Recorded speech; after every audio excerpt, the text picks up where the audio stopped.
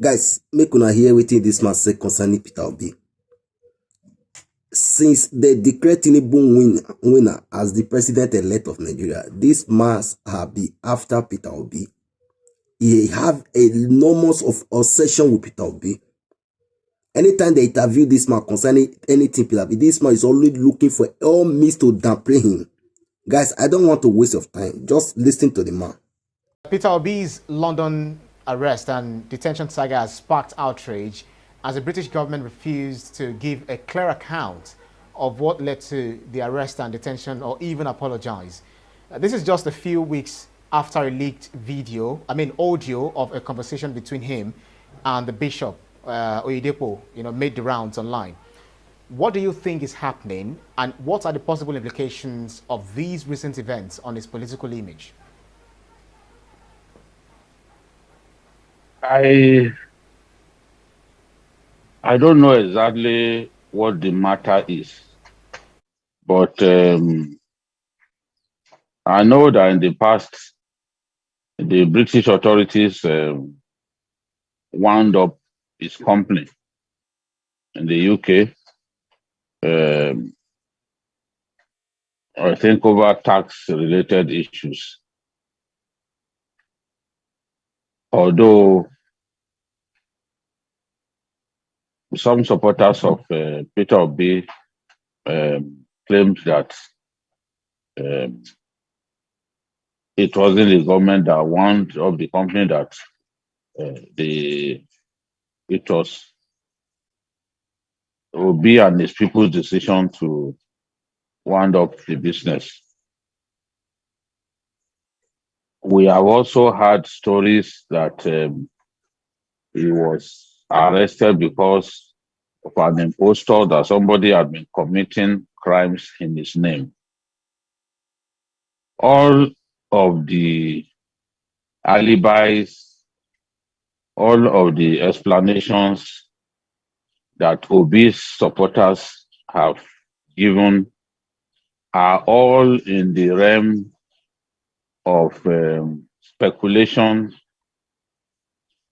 and there is no element of truth that can be validated in all of the explanations that they have given. Remember that after his arrest,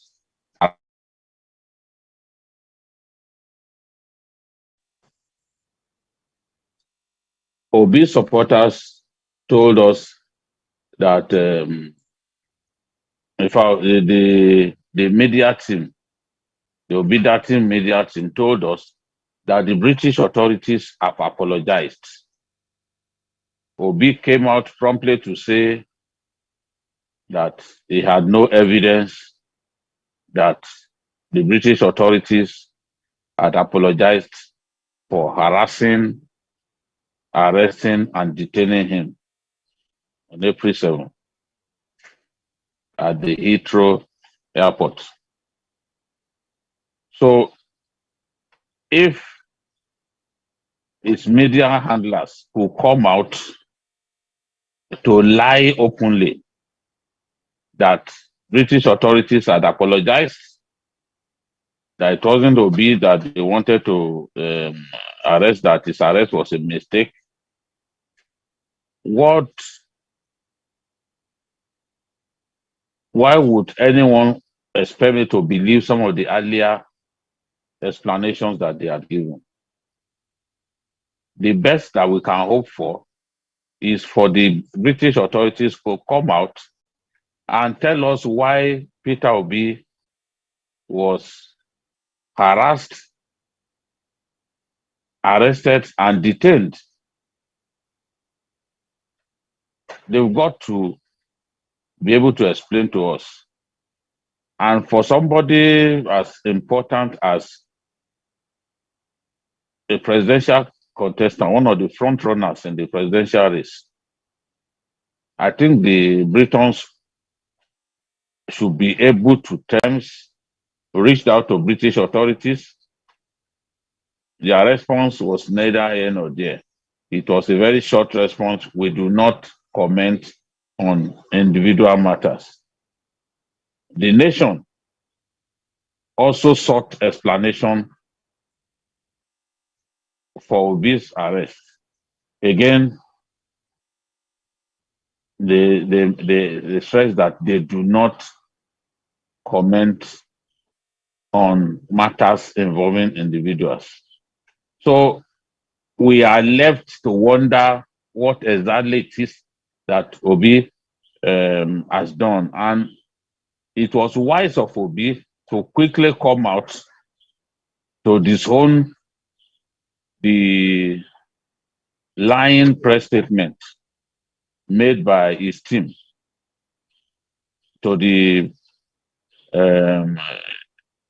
extent that an apology had been issued.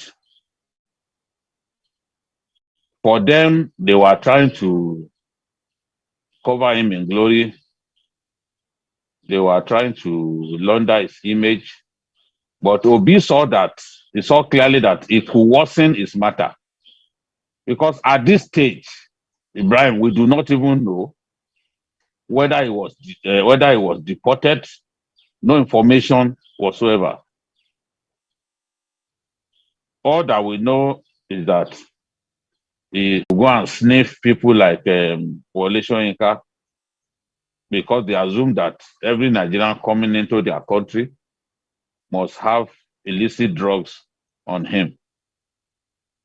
Such harassment, such indecent treatment will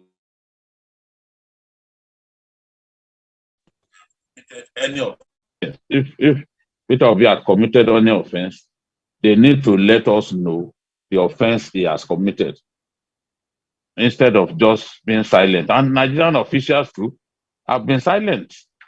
No one has been able to offer the press any form of explanation. And Obi has kept quiet since he returned. He has not spoken to anyone on the pattern of questioning, on what they asked him, what they asked him while in detention. So it's a very, very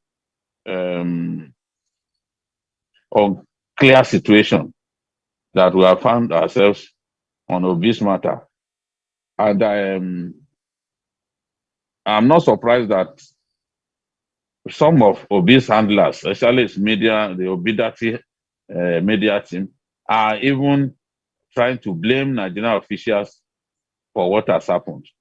They pointed to the fact that they accused Lai Mohammed, the Minister of Information and Culture, of trying to demarket Peter Obi the best way that he can, by accusing him of treason.